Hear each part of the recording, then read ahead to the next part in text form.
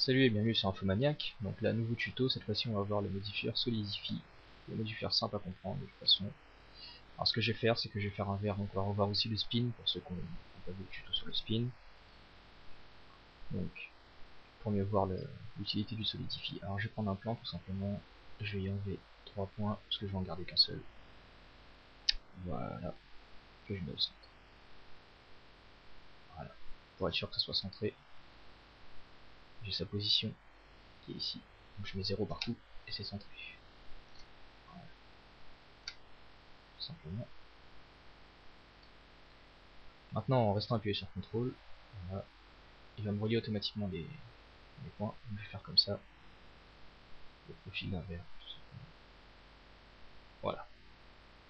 Juste dessus, je sélectionne tous les points, spin sur 360 degrés,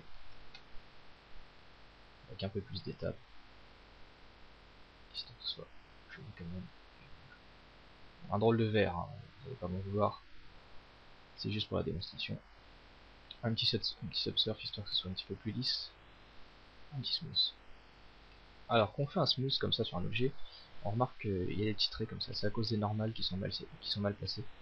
Donc on sélectionne toutes les faces, et ici dans normal, voilà, on a recalculate. Et voilà, et quand on recalcule, il le fait bien, tout simplement. Ici maintenant, encore un défaut à cause du subsurf, c'est parce que quand on a fait un spin, il y a 2 fois la même arête dedans. Si vous voyez pas ce que je veux dire, c'est pas grave, le tout c'est de revenir ça. Il faut tout sélectionner, aller dans Remove, et Remove Double. Et le défaut s'en va, tout simplement. Donc voilà, tout ça pourquoi? Parce qu'à la base on était censé expliquer le modifieur Solidify. Bah maintenant on va y venir. Alors on voit que j'ai fait un verre, c'est bien, mais il est tout fin, tout plat, il n'a aucune épaisseur. Dans les modifieurs Solidify, tout ce qu'il fait, c'est rajouter de l'épaisseur. Je vais remettre en flat, on voit mieux.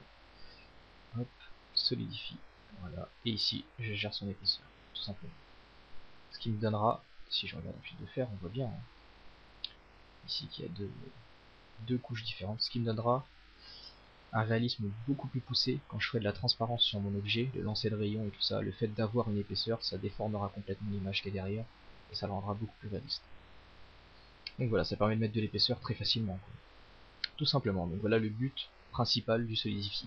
Après on va pas se lancer dans les autres paramètres de Solidify parce que à notre niveau ça va pas être utile et que de toute façon c'est pas non plus des fonctions super intéressantes. Donc voilà, le Solidify en gros permet de solidifier les objets. Dernière utilité, imaginons, comme ça nous permettra de revoir le modifieur masque. Je vais importer Suzanne, voilà, je vais la subdiviser un petit peu, qu'elle soit plus belle, voilà.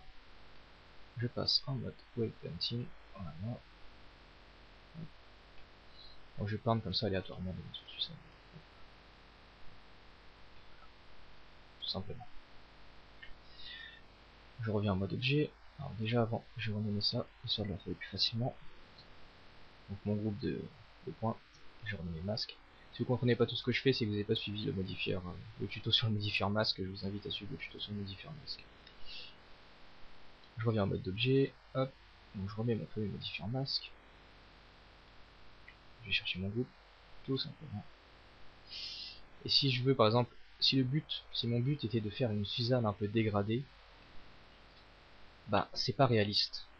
C'est pas réaliste pourquoi? Parce que tout simplement la Suzanne en elle-même est hyper fine, donc on voit que c'est un objet 3D et que ça manque de réalisme. Donc du coup, par-dessus ça, rien ne nous empêche de rajouter un petit Solidify pour donner de l'épaisseur au morceau de Suzanne.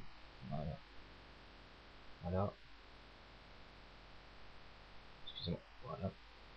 Et rajouter un petit subsurf pour donner du réalisme aux ombres. Et voilà. Donc là on voit que l'objet 3D est mieux rendu et plus réaliste pour une scène, quoi. Parce qu'on a de l'épaisseur tout simplement sur Suzanne. Donc voilà les petites utilités du Solidify, en vrai c'est très utile, on s'en sert assez souvent. Et puis c'est très simple à vrai dire à comprendre. Donc voilà, à bientôt pour un prochain tuto.